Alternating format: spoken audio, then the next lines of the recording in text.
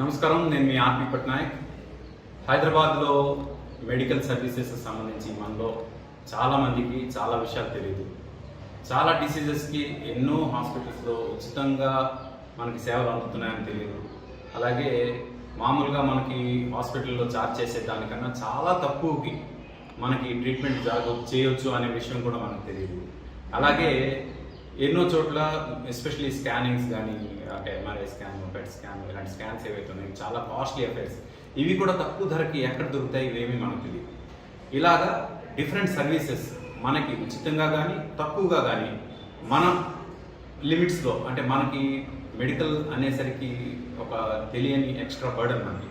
ఆ బర్డన్ తగ్గడం కోసం మన గురించి ఆలోచిస్తూ మనందరి కోసం వచ్చిన ఈ యొక్క పేషెంట్ సేవ ఏదైతే ఉందో దీని యొక్క సేవల్ని మీరు ఉపయోగించుకోండి.